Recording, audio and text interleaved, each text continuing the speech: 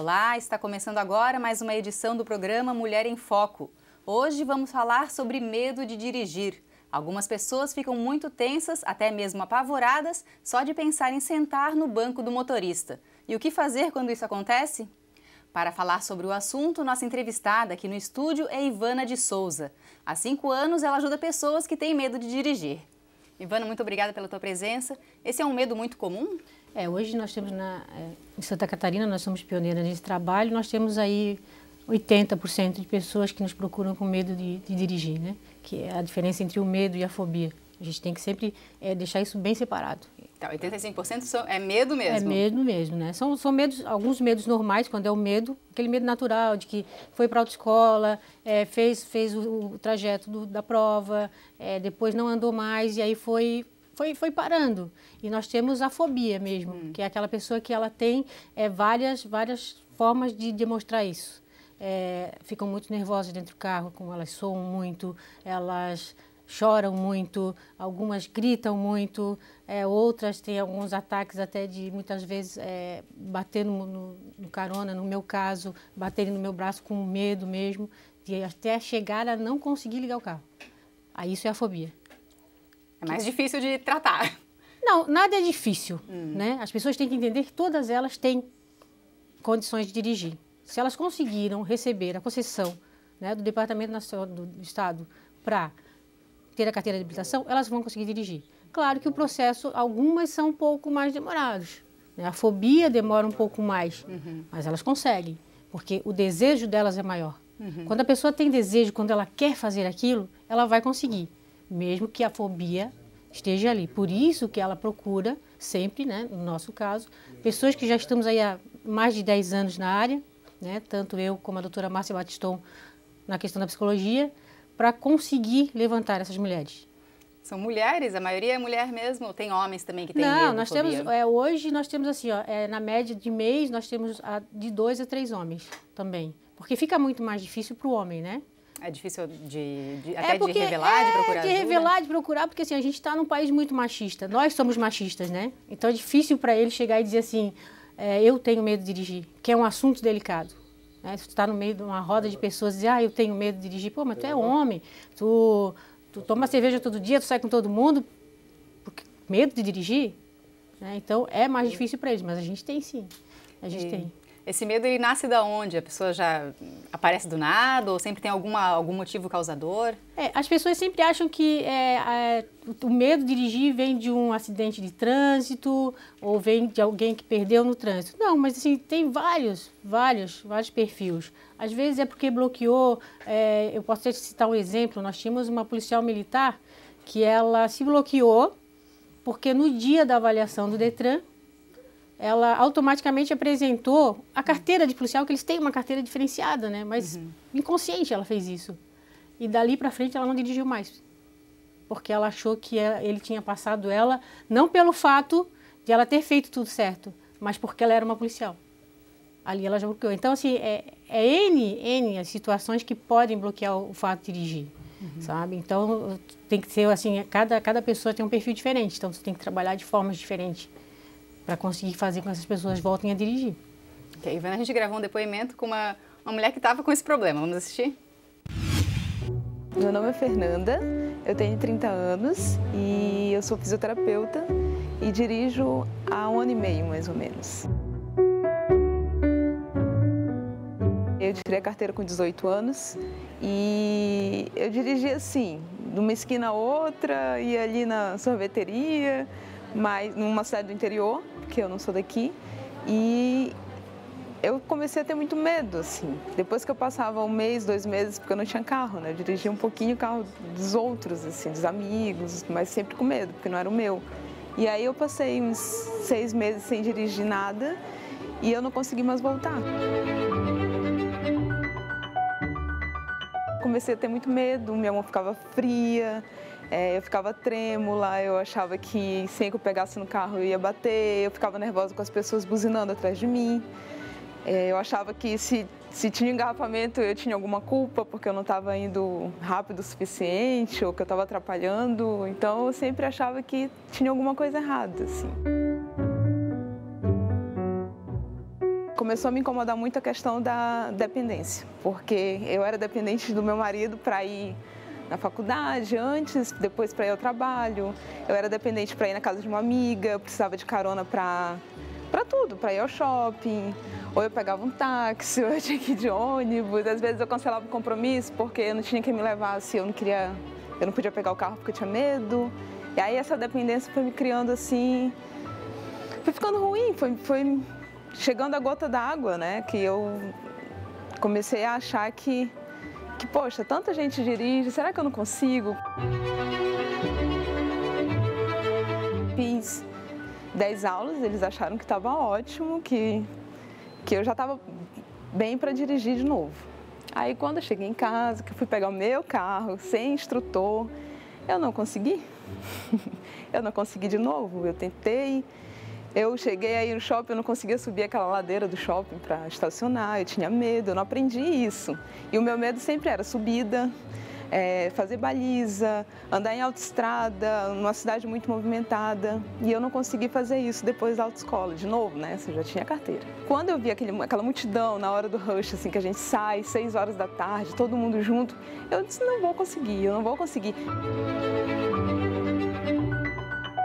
Quando eu tinha 28 anos, o meu marido procurou o Dirigir Sem Medo, que era específico para quem já tinha carteira de motorista e que tinha pânico de direção. Eu ia tendo aula prática e depois eu voltava com a psicóloga para conversar como é que foi. Ela perguntou se ainda tinha muito medo. Eu disse, eu tenho. Quando a Ivana me pegou lá o primeiro dia, a Ivana já me leva para um lugar que eu tenho medo. É treinar subida, é subir nas subidas lá do shopping, ir... Você tem medo de quê? Eu disse, tem medo da vida expressa. É para lá que a gente vai. Então elas foram me levando para os lugares que eu tinha medo, para me mostrar que aquele lugar não era tão amedrontador assim, né? Que não era o bicho de 7 cabeças que eu imaginava que fosse. Eu tinha vergonha de dizer que eu não sabia dirigir. Ficava com vergonha, assim, porque a maioria deles dirige, né? Assim, não teve esse problema, então eu ficava com vergonha. Mas eu também descobri que tem muita gente que tem medo de dirigir, não é uma coisa tão incomum assim.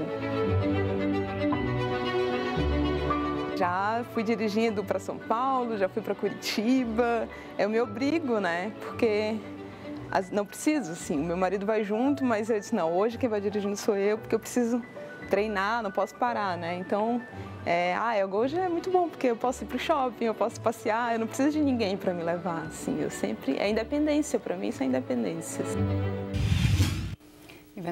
A Fernanda falou bastante dessa questão da independência. Esse é um motivo muito recorrente das pessoas procurarem ajuda para dirigir, as que têm medo? Com certeza, porque elas se sentem muito deprimidas, elas ficam... porque são mulheres perfeccionistas, né? O caso da Fernanda, a Fernanda era uma pessoa perfeccionista, mas ela viu que agir com naturalidade seria mais fácil para ela.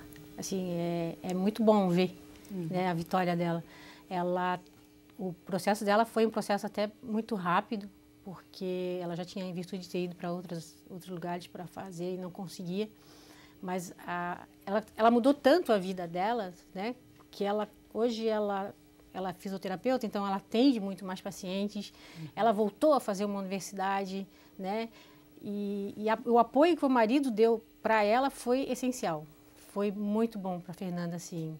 A Fernanda é um perfil diferente, né? Assim, quando a gente começa a trabalhar com elas, a gente já faz 2 bate-bolas, porque para a gente ter os dados fortes, para a gente poder atingir realmente o que elas queriam, né? Então, assim, é importante fazer esse trajeto que elas querem, é importante ir até o colégio do filho, é importante subir no shopping, é importante subir ladeiras e descer, porque esses são os medos que elas têm.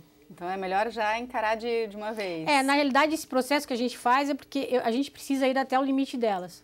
Porque como as nossas aulas são personalizadas, cada aula a gente estuda. Então, assim, no dia que elas vão fazer uma aula, né, de levantamento técnico, eu tenho que saber até onde elas vão. Porque elas já passaram pela doutora Márcia Battiston, eu já tenho alguns dados na parte psicológica. Mas eu tenho que ver na prática mesmo o que vai ocorrer. Então, assim, fica mais fácil. Porque aí eu levo, vejo o que vai acontecer, e aí depois a doutora Márcia Battiston fizemos mais uma reunião, né? E aí a gente, em conjunto, vai programando aula por aula. Então, assim, já se sabe o que vai fazer naquela aula. Você tem que saber como lidar, no caso da Fernanda, porque A Fernanda, eu tinha que falar muito baixo, eu não podia falar muito alto. Cada caso é um caso. Eu tinha que tratar ela diferente, né? O caso dela era medo só, né? E ela também veio num padrão interessante, que assim, ó, a família da Fernanda, as mulheres da família da Fernanda não estavam dirigindo. A mãe dela voltou a dirigir com 50 anos, tirou a carteira com 50 anos. Então, vê que a questão familiar também gera medo. E ela falou também que ela já tinha feito aulas, né? Se achava preparada, mas daí na hora que ia pegar o volante não conseguia. É comum isso acontecer? Ah, bastante comum, bastante comum. A grande maioria das pessoas que saem da autoescola ficam assim. Ah, eu terminei a autoescola, eu já vou sair. Elas não conseguem, não conseguem. Então, assim, uma dica que a gente sempre dá para as pessoas que estão na autoescola é assim, ó. Saiu da autoescola, primeiro conhece o seu equipamento. Pega o carro, vai para um lugar onde não tem ninguém, estuda esse equipamento, para depois você se jogar para o trânsito. Porque você estudar o equipamento é o quê? O que tem que olhar no carro? Estudar o equipamento é olhar o carro o quê? Onde é que liga o farol, onde desliga, onde vai a água, onde não vai, como calibrar os pneus, onde liga o ar-condicionado, onde não liga, onde liga o rádio. Porque assim, na hora do movimento, elas vão querer fazer isso. Mas elas têm que conhecer onde ele está. Tem que saber meio automaticamente. Meio automático. Então, primeiro façam isso. Aí depois também tem a questão do carro. O carro de autoescola normalmente é carro 1000, né? E normalmente as pessoas saem, vão comprar um carro, compram um carro 1.5, 1.6. Nós temos agora meninas que compraram um carro 2.0.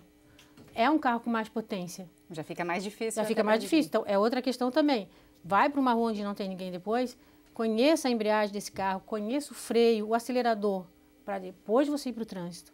Porque aí você vai ter já uma noção do equipamento que você tem. E ali você vai se acostumando com ele. E foi o que a Fernanda fez.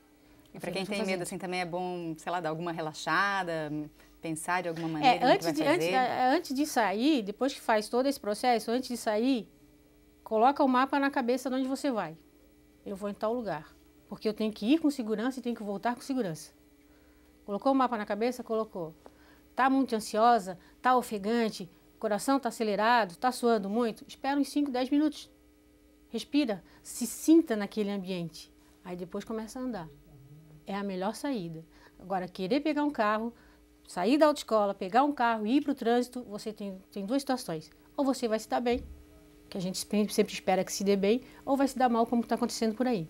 As pessoas estão saindo sem saber o que fazer. Isso não é legal, porque tu tem que cuidar de ti e cuidar dos outros que estão na tua frente, atrás, do lado. Então, tem que ter muito cuidado com isso. E as pessoas cometem esse erro. Saiu, já querem se jogar. Não dá. O trânsito aqui de Santa Catarina é o pior ou tem piores aqui no Brasil? Eu acredito que Santa Catarina tem um trânsito bom. As pessoas reclamam demais, eu acho, na minha opinião. Porque assim, eu sempre digo assim, ó, de 10 motoristas, 8 são pessoas maravilhosas. São pessoas tranquilas, que vão, te deixam passar, que te dão chance. Temos 2, né? Que normalmente são aqueles que estão mais estressados, saíram de casa, brigaram com a mulher, o chefe está incomodando, e aí acabam descontando, né? O emocional deles acaba descontando o quê? No trânsito, né? Aquele que fica fazendo zigue-zague, que cola no carro da frente, que se a pessoa entrou para a esquerda e esqueceu o sinal, porque todos nós somos passivos de erro, né? Ele já vai xingar, ele já vai falar um monte. Então, esses 2 acabam se sobressaindo, mas eu acho que Santa Catarina não é um trânsito ruim. Florianópolis, em questão, é um trânsito bom, as pessoas são boas. Dá para encarar o medo, então? Dá para encarar, porque assim, ó, é uma coisa que eu sempre falo, gentileza gera de gentileza. Né? Eu posso não receber essa gentileza hoje, porque deixei alguém passar na minha frente, mas amanhã eu recebo. É bom você fazer alguma coisa assim, que tu vai te sentir bem. E essas mulheres, esses homens, eles são perfeccionistas. Então eles acham que tem que ser tudo muito exato, muito correto. E nem sempre dá para fazer assim. Eles têm que se deixar um pouco, né? Se permitir errar para poder acertar. Quanto mais eu me permitir errar, mais eu vou acertar. Mais acertando, eu vou ser um motorista muito bom. Ok, Ana. Muito obrigada pela presença aqui no nosso programa. Mulher em Foco vai ficando por aqui. Obrigada pela audiência e até a próxima.